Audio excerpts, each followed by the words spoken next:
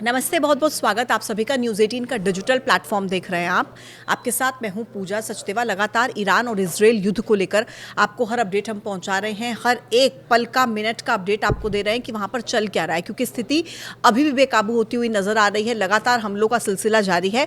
अभी ताज़ा सिचुएशन क्या है और ख़ास तौर पर आगे जाकर इन फ्यूचर इसका क्या इम्पैक्ट होने वाला है, भारत पर इसका क्या असर हो सकता है, आज इन सब मुद्दों पर चर्चा करेंगे। मेरे साथ मेरे वरिष्ठ सहयोगी अंकुर त्यागी जी इस वक्त मौजूद हैं। अंकुर जी, बहुत स्वागत आज के इस पॉडकास्ट में। सबसे पहले आज की स्थिति, आज की सिचुएशन क्या है? जिस तरीके से हम देख रहे हैं कि लड़ाई लगातार जारी है, एस्केलेट भी किया जा रहा है फुल फ्लेज्ड, तो किस तरीके से देखें आज की सिचुएशन को? देखिए पूजा, इसमें दो तीन चीज़ों को समझने की ज़रूरत है। पहली बात तो ये है कि कल संडे था, तो कल ऐसा लगा कि शायद ईरान के पास उतने हथियार नहीं बचे हैं कि वो इजराइल पर या जो गल्फ़ कंट्रीज़ पे जो वो अटैक कर रहा है वो कर पाएगा।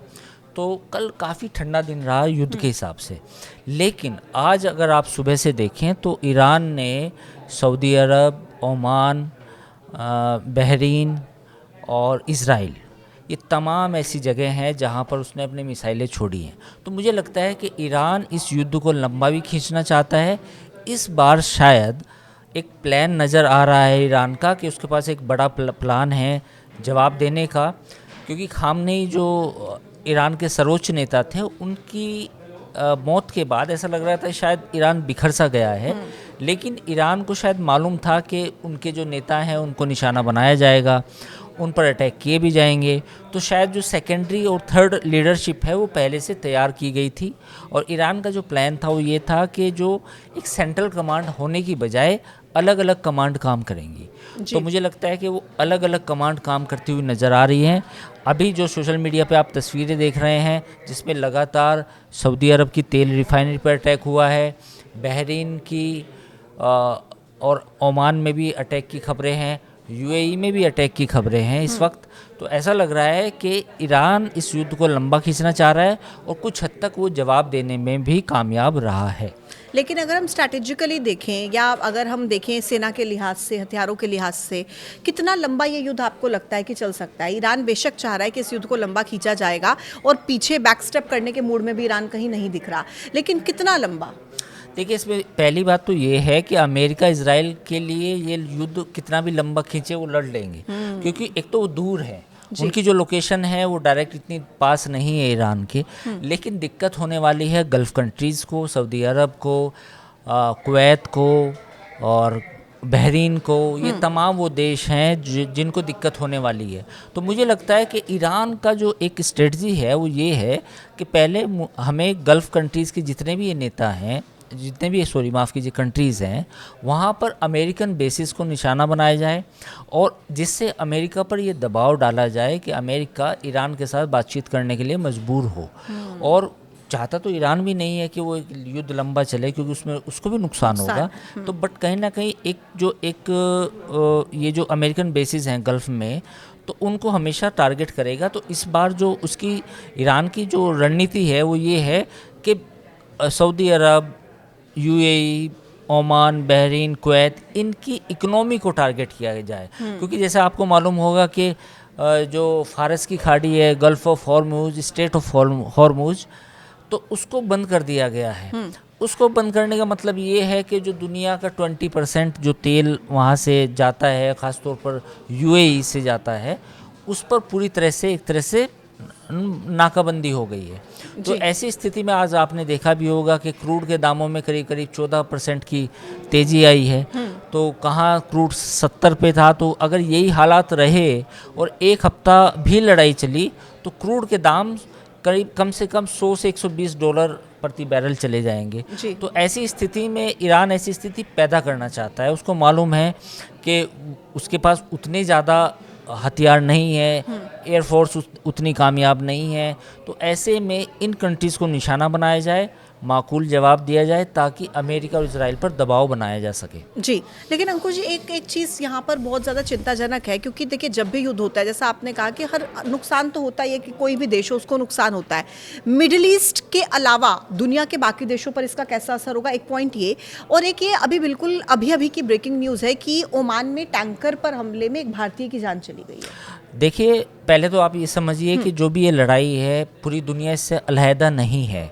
उसकी वजह क्या है? देखिए, ईरान से जो तेल है वो चीन खरीदता है, भारत पहले खरीदता था, अब ने बंद कर दिया था सैंक्शंस के बाद। और जो स्टेट ऑफ हॉर्मूज़ है वो पूरी दुनिया में तेल सप्लाई करती है, और इंडिया भी तेल आता है वहाँ से, कुछ कुछ मतलब कुछ परसेंटेज हम भी खरीदते हैं। तो ऐसे में आप ये मान के चलें कि जो तेल की सप्लाई है वो बंद होगी। चीन दुनिया की एक तरह से सबसे बड़ी मैन्युफैक्चरिंग इकोनॉमी है, अगर उसको तेल की सप्लाई बंद होगी तो भले चाहे इंडिया के पास, चीन के पास रिज़र्व हो, लेकिन वो रिज़र्व जो स्ट्रेटजिक रिज़र्व होते हैं वो करीब 21 दिन के लिए होते हैं, 20 दिन के लिए होते हैं, मैक्सिमम 35 से 40 दिनों के लिए होते हैं जी। तो इससे ज़्यादा तो कोई भी इकोनॉमी सर्वाइव भी नहीं कर पाएगी। तो पहला इसका पॉइंट तो ये है कि पूरी दुनिया में तेल की कीमतें बढ़ेंगी। तेल की कीमतें बढ़ने से जो कंट्रीज़ हैं उनको महंगा भी तेल खरीदना पड़ेगा, और फिर उसमें क्या है कि उनकी लागत बढ़ जाएगी बहुत सारी चीज़ों की। जी। ट्रांसपोर्टेशन तो केवल एक हिस्सा है, पेट्रोलियम प्रोडक्ट बहुत सारे होते हैं जो बनते हैं, केमिकल प्रोडक्ट बहुत सारे होते हैं जो तेल से बनते हैं, तो ये तमाम चीज़ें महंगी हो जाएंगी। तो दुनिया में ऑलरेडी एक टैरिफ वॉर चल रहा था जिसके बाद दुनिया में काफ़ी उथल पुथल मची थी। ऐसी स्थिति में जब तेल के दाम भी बढ़ेंगे तो कहीं ना कहीं इकोनॉमिकल इम्पैक्ट आएगा। बिल्कुल। तो यही बात है कि भले ये लड़ाई मिडिल ईस्ट की हो, इसका चीन से कोई मतलब ना हो, भारत से कोई मतलब ना हो, but it is going to impact China, India and other countries also. तो ये चीज़ हमें मान के चलनी पड़ेगी कि देखिए ये युद्ध लंबा चलेगा तो उसका नुकसान सबको होगा। बिल्कुल। अब चीन का क्योंकि हम जिक्र कर रहे हैं, तो चीन और रूस की भूमिका को लेकर आप क्या दर्शकों को समझाएंगे कि इस युद्ध में खास तौर पर हमने रूस को तो देखा भी है कि रूस की तरफ से तो सीधे तौर पर कहीं ना कहीं वो साथ देने की बात भी, या इस अमेरिका और इजराइल की इस कार्रवाई को गलत भी बताया गया, लेकिन चीन साफ तौर पर कभी सामने आकर नहीं बोलता है, खुलकर नहीं बोलता है। तो इसमें किस तरीके नहीं, से ऐसा देखते हैं नहीं है उनकी पूजा। ये हम सबको लग रहा है, मैं ये नहीं कहूँगा, हम सब यही चर्चा कर रहे हैं कि यार जब लड़ाई हो रही है तो चीन क्यों नहीं है। देखिए, चाइना की हमेशा एक स्ट्रेटजी रही है कि वो सामने कभी भी लड़ाई नहीं लड़ता। बिल्कुल। अभी आपने देखा आज सुबह जब वो F-16 प्लेन के गिरने के शॉट्स आए, विजुअल आए, फिर चीन जो ईरान है उसने जो ओमान में और सऊदी अरब में जो रिफाइनरीज़ हैं उनको टारगेट किया। तो ये सारा सपोर्ट ईरान को कथित तौर पर चीन और रूस से ही मिल रहा है। और आपको एक बात और मैं बताना चाहूँगा कि एयर डिफेंस सिस्टम की बात है जो इस बार आपको देखने को मिल रहा है, जो इस बार की जो लड़ाई है जी। इसलिए डिफरेंट है क्योंकि ईरान का एयर डिफेंस सिस्टम काम कर रहा है। तो वो क्यों कर रहा है? वो इसलिए कर रहा है कि पिछले साल जब लड़ाई हुई थी उसके बाद ईरान ने मोबाइल एयर डिफेंस सिस्टम लिया था चाइना से, और रूस से S-400 भी शायद लिया था, वो है नहीं, उसका कंफर्मेशन नहीं है, बट ऐसी बातें थी कि उसने S-400 भी रूस से लिया है। चूँकि वो बहुत बड़ी यूनिट होती है, एक बड़ा कॉम्प्लेक्स स्ट्रक्चर होता है, तो S-400 को संभालना थोड़ा मुश्किल होता है ऐसी स्थिति में। लेकिन जो चाइना का एयर डिफेंस सिस्टम है वो काफ़ी छोटा है और काफ़ी मोबाइल है, यानी कि आप उसे एक जगह से दूसरी जगह ले जाने में कुछ ही मिनट लगते हैं, तो वो सिस्टम भी उसके पास है। तो ऐसा नहीं है। और दूसरी बात ये है कि जो सैटेलाइट की टेक्नोलॉजी है जिस पर आजकल युद्ध लड़े जाते हैं, जिससे हमें लोकेशन पता होती है, जिसके बाद जिसका जो डेटा है हम अपनी मिसाइल या किसी भी बॉम्ब में लगाते हैं, वो सारा जो सपोर्ट है वो उसको चीन और रूस से मिल रहा है। अगर चीन रूस का सपोर्ट ना होता तो ईरान यहाँ तक भी नहीं लड़ पाता। अब एक आखिरी सवाल अंकुर जी, कि मध्यस्थता का रास्ता नजर आता है, और अगर हाँ तो किस तरीके से? देखिए, बातचीत हो सकती है, इसमें कोई दो राय नहीं है, क्योंकि अगर ये 2-3 दिन लड़ाई और चली और ईरान ने तगड़ा जवाब दिया तो इस बात की संभावना है कि अमेरिका के बीच में और ईरान के बीच में बातचीत हो जाए। एक बयान आया भी था ट्रंप का कि ईरान ने बातचीत करने के लिए कहा है, फिर दूसरी तरफ से भी ये आया कि भाई अमेरिका ने भी कहा है, ईरान ने रिजेक्ट कर दिया। तो हो सकता है, ये डिपेंड करेगा कि ईरान इस लड़ाई को कितना लंबा खींचेगा। अगर ईरान एक हफ्ते तक भी इस लड़ाई को खींच देता है तो बातचीत की जो एक टेबल पे आने की जो संभावना है वो बढ़ जाएंगी। लेकिन अगर ऐसा होता है कि 2-3 दिन में ईरान का ज़्यादा नुकसान हो जाता है, उसकी मिसाइलें ख़त्म हो जाती हैं, उसके लॉन्चिंग पैड ख़त्म हो जाते हैं, तो उससे फिर ईरान कमज़ोर पड़ेगा। और जो अमेरिका और इजराइल जो चाहते हैं हुकूमत बदलना, अपने लोगों को बैठाना, फिर वो मुमकिन होगा। लेकिन फ़िलहाल अगर हम आज की बात करें तो आज ईरान ने अच्छा खासा बाउंस बैक किया। जी। जितने भी गल्फ कंट्रीज थे सबको निशाना बनाया। इसके साथ ही उसने फिलहाल इसराइल पर भी आज एक बड़ी मिसाइल का बैरेज लॉन्च किया है।